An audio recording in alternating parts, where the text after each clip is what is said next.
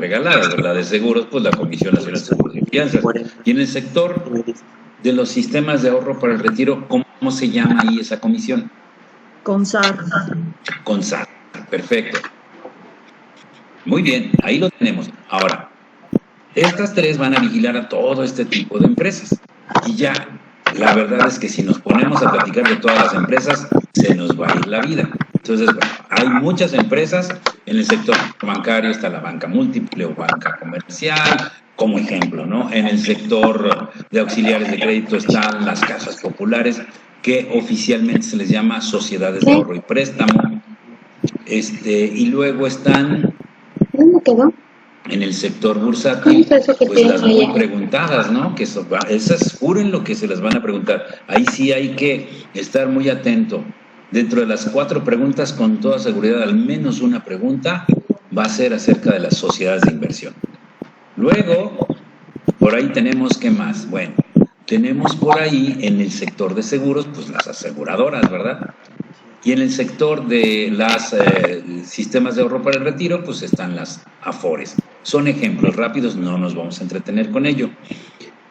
En caso de que en cualquiera de estas yo sea un usuario de los servicios de estas empresas, cualquiera de ellas, ya sea en una AFORE, ya sea en un banco, ya sea en una aseguradora, si yo tengo una queja, ¿ante quién la presento? ¿Hay una entidad que me reciba mis quejas? ¿Y cómo se llama? CONDUCEF.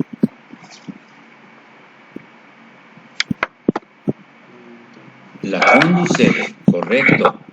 Muy bien. Pero ¿alguien sabe qué quiere decir CONDUCEF? ¿Cuál es el nombre oficial de la CONDUCEF?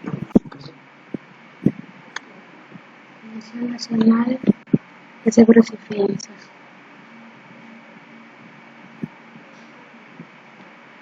Comisión Nacional de Seguros y Fianzas. No, esa es la Comisión Nacional de Seguros y Fianzas, es de Seguros y Fianzas.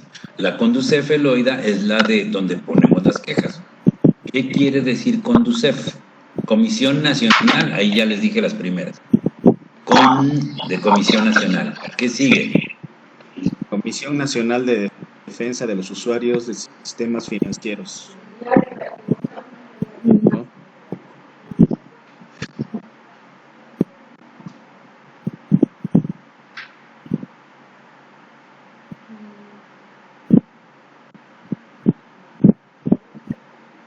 No se escucha nada. Perdón, es correcto. Yo aquí hablé con mi micrófono cerrado, perdónenme. Es correcto, es la Comisión Nacional para la Protección y Defensa de los Usuarios de Servicios Financieros. Por ahí hay una P, gracias, Lupita. Hay una P que no aparece, ¿verdad? Pero no olviden que es la protección y defensa de los usuarios de servicios financieros. Bueno, por ahí hay unos organismos auxiliares que ni son autoridad, ni son intermediarios o entidades financieras. Son entidades auxiliares. Por ejemplo, en el sistema bursátil, muy particularmente en el sistema bursátil, hay una muy importante. Bueno, hay 2 muy importantes. Una de ellas es la que guarda todos los valores. Tiene ahí unas enormes bodegas donde guarda todo lo que son, pues, los títulos, las acciones, los pagarés de largo plazo, todo eso. ¿Cómo se llama esa empresa que está dedicada a la guarda, compensación de los valores, del depósito, guarda y compensación de los valores? ¿Cómo se llama esa? ¿Quién se acuerda?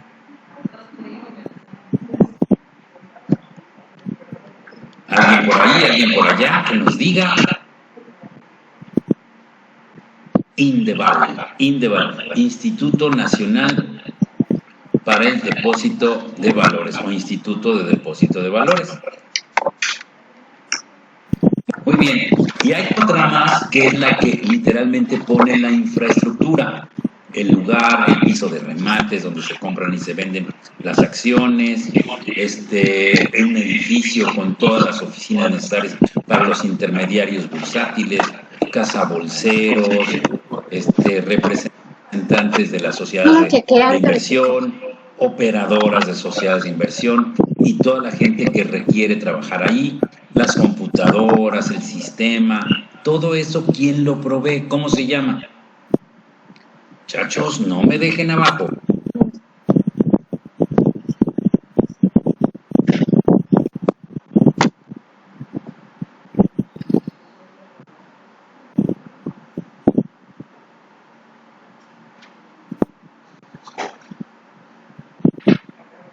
Correctísimo. Acá Jardín ya nos dijo, es la Bolsa Mexicana de Valores. Perfecto, muy bien, ahí está. Bueno, con este breve repaso ya me doy cuenta que están filosísimos para mañana el día del examen y yo creo que les va a ir muy bien. De eso estoy segurísimo. Bueno, déjenme platicarles ahora que también entramos en lo de los mercados y los instrumentos de inversión, que ese es el segundo tema. Ya no se los pongo al principio, pero es de los temas de las 14 preguntas, ese tema correspondería a los mercados, a los títulos o instrumentos de inversión, que también son conocidos como activos financieros. Ese es un tema que puede darnos, híjole, pues yo calculo que, si mal no recuerdo, puedes darle entre 6 y 8 preguntas. Quiere decir que lo que empezamos a ver ayer con lo de los mercados, por supuesto que eso es el corazón de esta parte del examen, lo que significa que aquí es donde tendríamos que estar muy, muy alertas. Vamos a repasarlo desde la vista que tenemos aquí. Bueno, instrumentos y productos financieros es el nombre del tema, pero fíjense con qué empieza. ¿En dónde se pueden negociar esos instrumentos y productos financieros? Ya yo anteriormente les había mostrado un dibujito en donde les decía que cuando son las empresas y el mismo gobierno las que van a ir en búsqueda de recursos, van a ofrecer algo que normalmente los inversionistas buscan para obtener mejores o mayores rendimientos o rentabilidad en el manejo de su dinero. Acuérdense que todo empieza siempre con quienes tienen y quienes necesitan. Todo parte de esta idea. Y que la intermediación financiera es cómo los ponemos en contacto. Entonces, el modelo clásico de intermediación, se lo recuerdo, es el banco. Yo soy ahorrador, dejo mis ahorritos en el banco para ello me ofrece, fíjate, el banco me ofrece una tasa, es decir, no una taza de café, sino un factor sobre el cual yo voy a calcular mi ganancia por dejar mi dinero ahí. Por eso se le llama tasa. En este caso la tasa es con S. La tasa es como un indicador siempre, ya sea en el mundo financiero como en cualquiera. También podemos encontrar tasas, por ejemplo, tasas como factores en el sector de salud, en el sector de las estadísticas de seguros.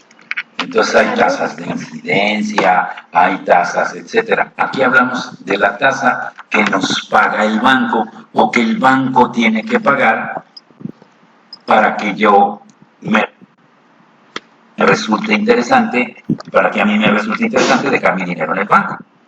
Y con ese dinero el banco va y presta, ¿verdad? También obviamente va a cobrar una tasa, pero esa tasa es diferente a la que me paga a mí. Obviamente, donde está una ganancia es ese margen de intermediación. ¿Quién tiene tarjeta de crédito, muchachos? A ver, que nos platique alguien, si no es indiscreción, ¿quién tiene tarjeta de crédito de los aquí presentes? ¿Hay alguien por ahí que tenga una tarjeta? Ok, cuéntanos, José Ricardo. Y te digo José Ricardo porque ahí tienes a un tocallito que se llama también Ricardo Chi. No sé, a lo mejor son hasta por ahí primos hermanos, alguna cosa así por el estilo. José Ricardo, ¿en qué banco estás? ¿Con qué banco tienes tu tarjeta? Banorte. Banorte. Oye, ¿y Banorte te dijo qué tasa de interés te iba a cobrar si usabas el crédito? Sí, me dice que le dan me cobran una tasa anual del 8 o 9%, hasta un 12%. Ok, está interesante, es una muy buena tasa que conseguiste por ahí. Excelente, muchas gracias. Muchas gracias. Ahora vamos a hacer una pregunta todavía más indiscreta.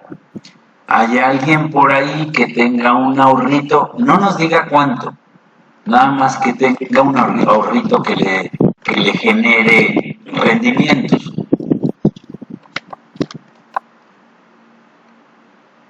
Ahora resulta que nadie tenemos ahorro. No sean penosos, yo sé que tienen sus guardaditos, especialmente las mujeres son muy bien administradas. A ver, ¿quién de las chicas tiene ahí su cuentita en el banco, en el que está juntando para su viaje a Europa? A ver, cuéntenos. ¿Nadie?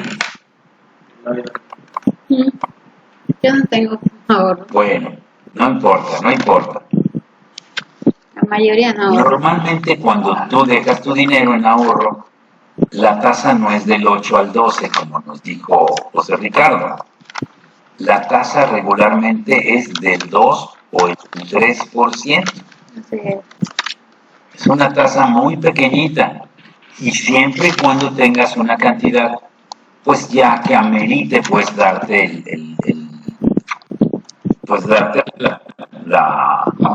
digamos que la tasa que corresponda, ¿no? O sea, si tú tienes 10,000 pesos, dudo mucho que un banco te quiera dar algún rendimiento por una cantidad tan pequeña. Bueno, tan pequeña para ellos. Para mí, yo no traigo ahorita 10,000 pesos en la bolsa, ¿verdad? Entonces, bueno, todo es una cuestión relativa, pero aquí el objetivo es comprender por qué existen los mercados financieros y qué tiene que ver el banco con esto. Bueno, al final del día, lo que trato de demostrar es que aquellos que ahorran o invierten en el banco regularmente reciben poco, mientras que el banco, a la hora de colocar el crédito, pues puede llegar a cobrar mucho. En países como los nuestros, me refiero a los nuestros porque estamos en Latinoamérica, países como los nuestros, el que te presten dinero implica, desde el punto de vista de los banqueros, un riesgo más o menos grande. ¿Por qué? Pues porque la gente no tiene empleos formales, desde los cuales las propias bancos puedan pues agarrarse para poder cobrar directamente a las nóminas o qué sé yo. Entonces el margen de riesgo que tienen de que una persona que no tenga un empleo formal no les pague, pues es alto, ¿verdad? Entonces esas son razones por las cuales los bancos pues cobran muy caro el dinero que prestan. Entonces, hazte de cuenta que esto ha existido siempre, la verdad es que no es ninguna novedad. Hace muchos años, yo creo que más de 100 años, yo calculo que debe ser ya 200 años en que empezó a existir el mundo bursátil, se dieron cuenta los empresarios, se dieron cuenta que podían, fíjate, que podían conseguir dinero que no necesariamente fuera del banco, siendo que mucha gente los conocía, empezando por sus empleados, sus propios empleados. Entonces había corporaciones, digamos ahora sí les llamamos, había corporaciones famosas, ¿no? Famosas porque daban trabajo a muchas personas, que es cuando empieza esto de la revolución industrial, daban trabajo a muchas personas y al mismo tiempo las invitaban a que si aportaban una cierta cantidad, ellos podían disfrutar de los dividendos en caso de que tuvieran ganancias. Entonces muchas veces los trabajadores dejaban también, daban la parte que les correspondía según sus sueldos para que la empresa creciera, se hiciera más grande. Esto en los países del primer mundo, ¿verdad? En ese tiempo, los países como los nuestros, pues apenas estaban liberándose de la corona española, y por supuesto los africanos, ni te digo, estaban en situaciones peores, ¿no? Entonces estoy hablando de países como Francia, como Inglaterra, principalmente los del norte, Inglaterra, Suecia, Holanda, Suecia, Inglaterra, Holanda y tal vez alguno como Noruega, empezaron a ver este modelo como algo que podían llevar hacia afuera, es decir, que otras personas que tuvieran más recursos pudieran entrar a financiar los proyectos de empresas grandototas. No sé, ahorita pienso en Suecia y sus aceros, los aceros suecos, pienso muchísimo de tabaco que nacieron en Inglaterra y en Estados Unidos ya desde ese entonces, tabacaleras que luego producían los cigarrillos y todo lo que correspondería al tabaco, las empresas del café, no sé, todas estas empresas que son las marcas que de alguna manera todavía tenemos nosotros muy a la mano. Piensa en Nestlé, piensa en Philip Morris y todas estas marcas que nacieron en el siglo XIX, muchachos. Y todo esto, por supuesto, a función de inversionistas. Recuerdo muchísimo, así si ves históricamente, ¿quién fue el que inventó el foco? A ver, cuéntenme, ¿quién inventó los focos y la luz llevada a la electricidad?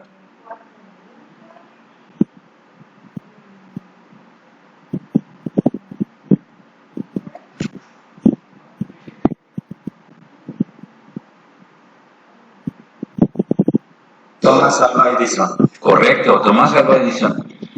Muchas gracias, José Ricardo. ¿Tú crees que Tomás Alva Edison tenía toda la lana como para emprender, iluminar a una ciudad entera?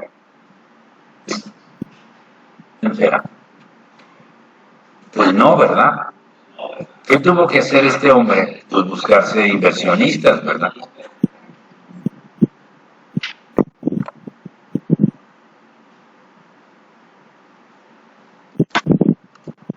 ¿Cómo creen entonces que el mundo pues funciona si no es a partir de las inversiones?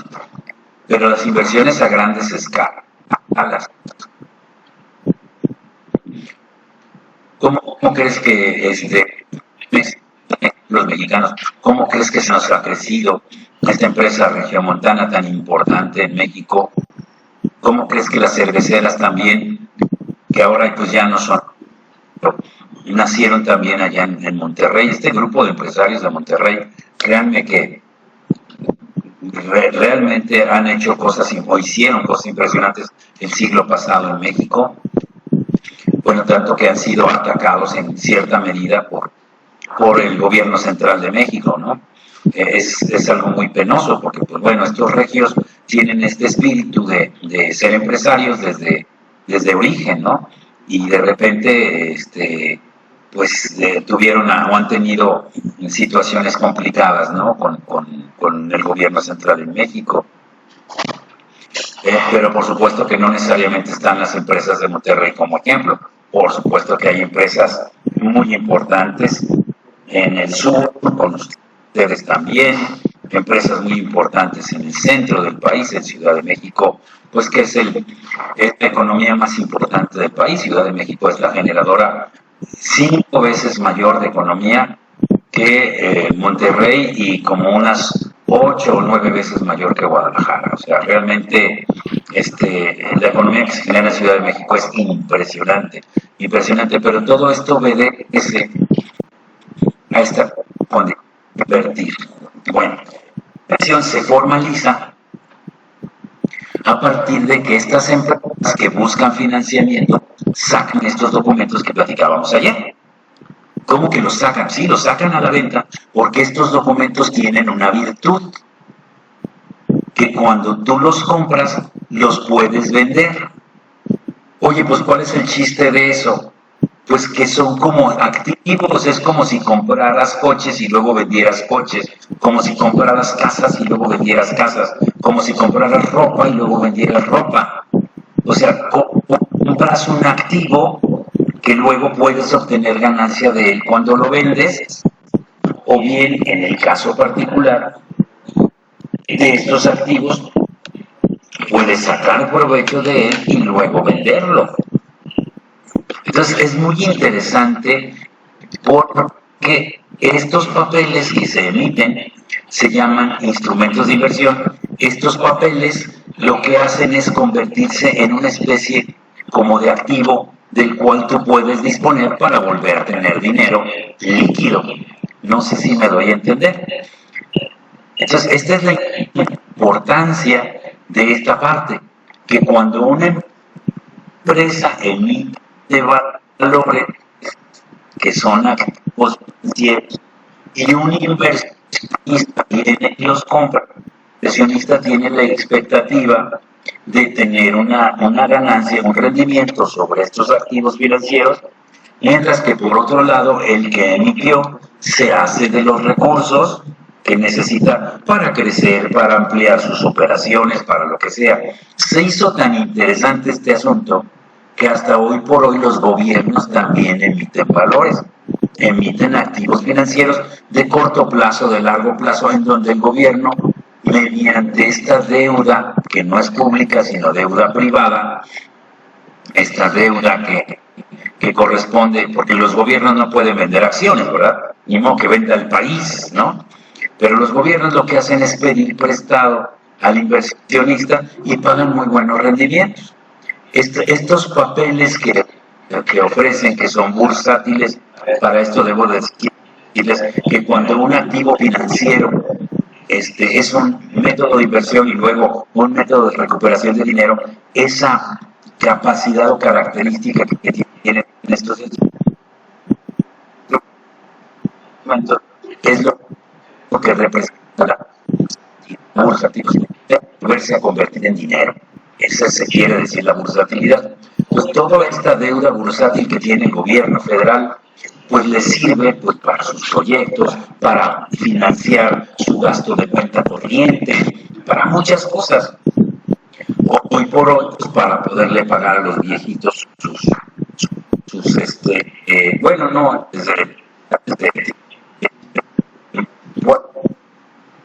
para personas mayores, esta ayuda a las personas de 65 y más, que fue promovida primero por el gobierno de la Ciudad de México y luego cumplió, ¿verdad? Ya es un programa social pues que viene desde Peña Nieto y ahora otra vez lo refrenda y lo mejora este señor que tenemos ahora de presidente. Y así como pues estos programas sociales que representan por un lado la necesidad de tener recursos inmediatos en lo que el gobierno recauda, ¿verdad? Hace el recaudo de la recaudación, de los impuestos. En fin, el tema económico podríamos quedarnos horas y horas platicando. Aquí lo importante es que hayamos comprendido que cuando existen emisores de estos valores y existen inversionistas, todo este asunto no se negocia en forma directa, no llegas tú al Palacio de Gobierno, no, decir, oiga, me vende por ahí unos bondes, por favor, pues no, o llegas directamente a la puerta de Cemex, de Cementos Mexicanos, y le preguntas, oiga, ¿tendrá unas accioncitas por ahí? ¿Me las pone para llevar, por favor? Pues tampoco, o sea, no es posible hacer eso. Esto es posible a través de intermediarios y en un mercado, ¿no? Entonces la pregunta es muy válida. ¿En dónde se pueden negociar estos instrumentos de inversión? Pues en los mercados financieros. ¿Y qué son los mercados financieros? Pues son todo este conjunto de personas que intervienen en el mundo de la compra y venta de los valores, ¿no? Son quienes canalizan los recursos hacia quienes los requieren y estén dispuestos a pagar el precio que tienen, ¿no? O sea, todos los personajes que estamos ahí metidos, ¿no? Bueno, yo no, pues, pero pero sí estamos hablando de las casas de bolsa, estamos hablando de la Bolsa Mexicana de Valores, estamos hablando de los inversionistas, estamos hablando de los emisores, estamos hablando de los otros intermediarios, estamos hablando de todo lo que corresponde a las personas que ahí van y negocian sus asuntos. Todos esos son los mercados financieros. ¿Y qué actividades son? Pues los que emiten instrumentos. Las autoridades y las propias entidades que se dedican a la operación de estos mercados determinan la regulación, costos y plazos de intermediación. Están también los inversionistas que compran y venden instrumentos financieros en el mercado de secundario, ¿no?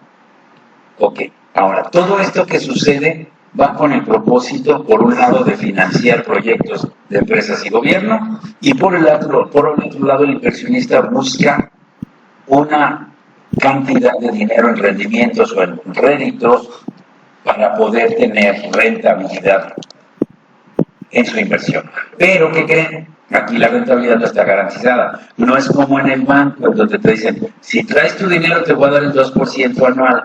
No es así.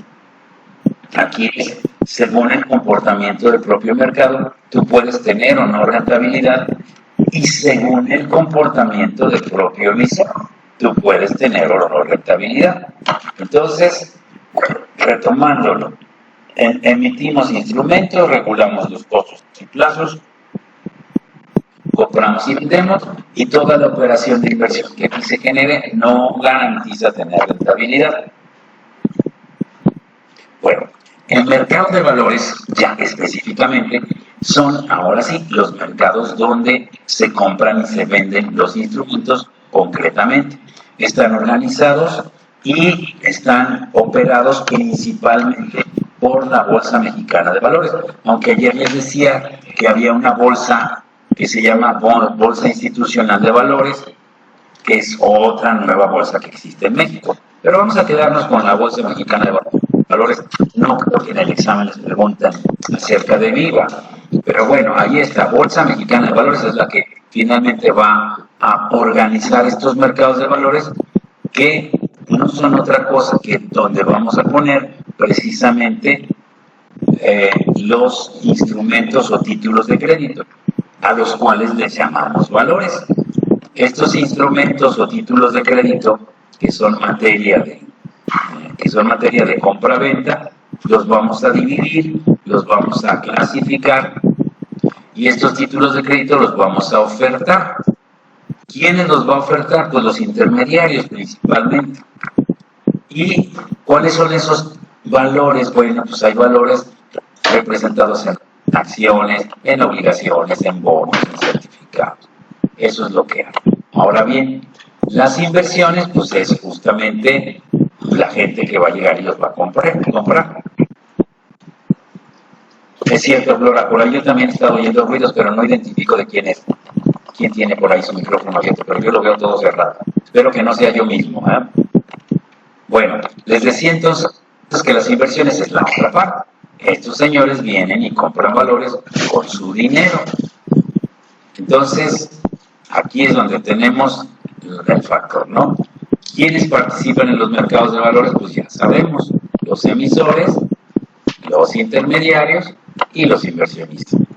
Los intermediarios ya los conocemos: casas de bolsa, sociedades de inversión, operadoras de sociedades de inversión y liquidadores. En los mercados de valores tenemos que los instrumentos van a contar con un plazo, se vencen en cierto tiempo, ya sea corto o largo. Entonces, los mercados por plazo se llaman mercado de dinero y mercado de capitales. Luego están los mercados de valores vistos desde el punto de vista de la primera vez, que se ponen a la venta los valores directamente emitidos, que salen calientitos de los emisores y se colocan por primera vez. Y luego viene, por supuesto, el mercado secundario, que es aquel en donde se compran y se venden valores. Y finalmente, el tipo de rendimiento. Puede haber rendimientos de carácter variable o rendimientos de carácter fijo, la que llamamos renta fija o renta variable. Bueno, cualquiera de que sean estos, yo te quiero decir que tienen su nombre, ¿no? Por ejemplo, por plazo está el mercado de dinero y el mercado de capitales. Mercado de dinero es corto plazo, mercado de capitales son plazos mayores o incluso sin plazos. Hay ciertos instrumentos que no vencen, como las acciones. Luego en el mercado de colocación, el mercado primario y el mercado secundario. Estas son las verdaderas preguntas del examen. Con toda seguridad te van a preguntar qué es el mercado de dinero y qué es el mercado de capitales. Igual te van a decir qué es el mercado primario y qué es el mercado secundario. Esas son preguntas de examen juradas, ya están ahí. Ahora bien, déjame decirte que cuando tenemos esto, pues tenemos que tomar en cuenta sus definiciones. Los mercados de dinero y capitales tienen en primer lugar que ver con el plazo, mientras que el mercado primario y secundario tienen que ver con la colocación. Ahora, para definir qué es mercado de dinero, corto plazo. Para definir qué es mercado de capitales, largo plazo. Para definir qué es el mercado primario, primera vez que se venden los títulos. Para definir qué es el mercado secundario, no es activos de mayor o valor riesgo, que esa es una característica. Más bien el mercado secundario tiene que ver con ventas, compras y ventas posteriores de los activos financieros. ¿Vale? Bueno, y entonces, ¿qué vamos a ver en los mercados por tipo de rendimiento? Hay mercados de deuda, porque son títulos que te ofrecen una renta fija. Deuda significa que te van a pagar una tasa de interés por renta fija. Híjole, no sé qué color poner aquí porque pues no puedo subrayar. Nomás no puedo subrayar, muchachos, porque no encuentro un color que pueda resaltar ese colorcito verde de fondo. Déjenme ver. A lo mejor este color lila sí resalta. A ver, perdónenme, es que quiero resaltarlo para que lo vean. La deuda, no lo resalta, lo tapa, pero bueno, el mercado de deuda, ya sé qué vamos a hacer. El mercado de deuda lo que hace aquí es establecer instrumentos en donde la condición es pagar una renta durante un plazo determinado. Renta, entiéndanlo como un rendimiento. O sea, renta, entiéndanlo como un rendimiento. Entonces, el tipo de rendimiento es una cantidad fija durante un plazo. Oye, el gobierno de México saca un instrumento que se llama bondes. Bueno, ¿a cuánto equivale? Cada bondes, acuérdense que se venden en masa, pero individualmente tienen un valor. El bondes tiene un valor de 100 pesos. ¿Ok? ¿Y qué paga? Paga rendimientos cada 6 meses o cada 3 meses. Y su duración puede ser de 1 año, de 5 años, etc. Entonces ese es un clásico mercado, ese es un clásico instrumento que es un instrumento de deuda. El gobierno te está pidiendo prestado, te va a pagar a determinado precio y por cada 100 pesos tú vas a recibir al final del plazo un rendimiento, pero resulta que los plazos pueden ser por semestre, por trimestre, ¿no? Entonces, eso es interesante porque tú puedes comprar un bondes y luego venderlo habiendo recuperado cierta tasa de interés, ¿no? Esa es la que te ponen. La renta está segura y está fijada en un plazo. ¿Sale? Por acá está Jonathan Eloy practicándonos que no escucha. Me gustaría, todos aquellos que me escuchen bien, que me pongan una palomita verde, por favor, y poder resolver con el Jonathan a ver qué pasa. ¡Javi, fuerte!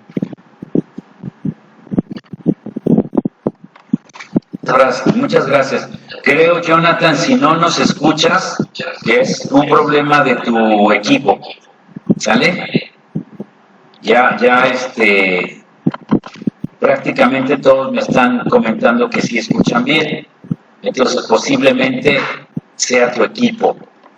¿Alguien, si es tan amable de contestarle por ahí a Jonathan, a ver si puede mejorar su sonido, pero desde su equipo, que me haga ese favor, en lo que yo le sigo platicando, porque no soy tan habilidoso de escribir al mismo tiempo de que estar hablando otra cosa. Entonces, alguien que me ayude a escribirle a Jonathan Eloy, que por favor procure ver si el problema lo tiene desde ahí, que busque mejorarlo, o que se apoye con alguien, o si no, salir y volver a entrar. Por favor. Bueno, continuamos.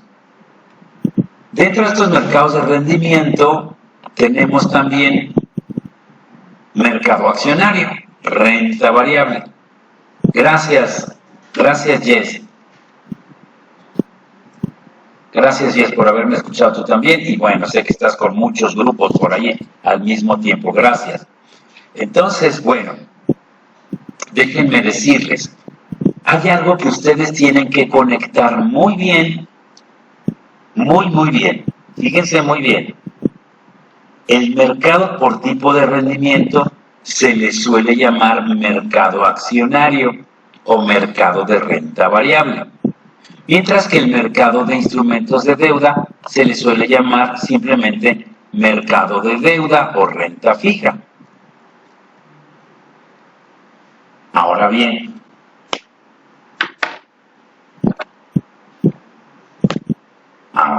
ahí te va.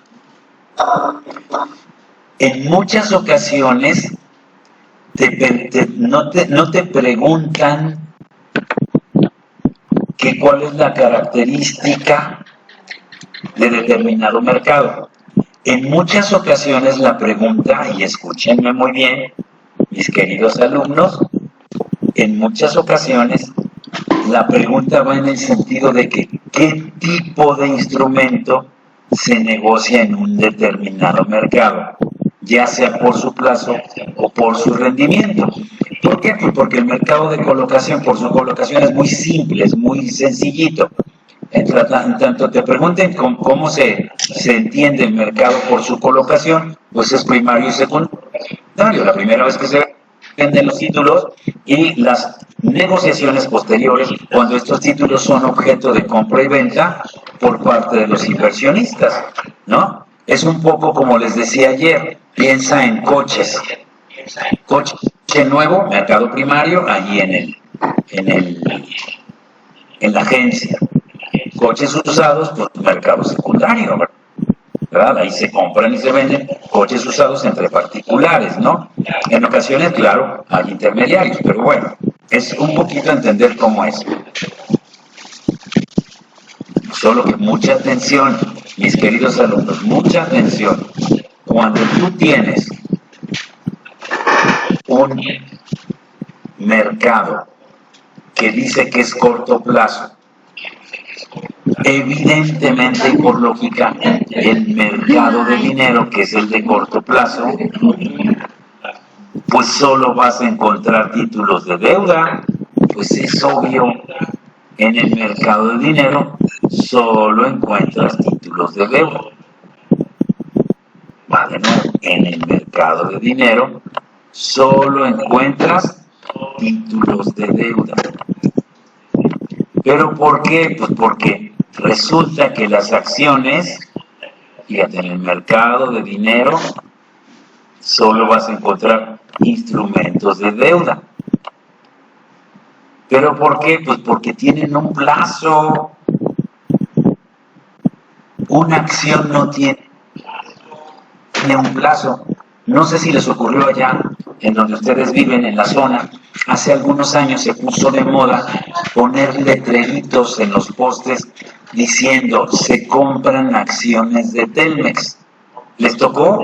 ¿A alguien le tocó ver hace algunos años esa campaña muy extraña? Sí, ¿verdad? Sí, claro. Esa campaña tenía como propósito recuperar de muchos compradores de líneas de allá de los años 60 y 70, todavía en los 80. Tú ibas a Telmex y entonces lo que les decían, te decían los de Telmex es, oiga, ¿no quiere comprarnos acciones?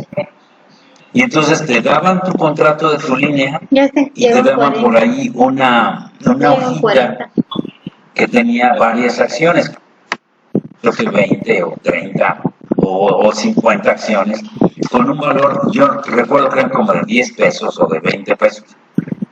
Entonces tú lo que hacías era comprar el valor nominal que tenían esas y pues los guardabas en tu casa.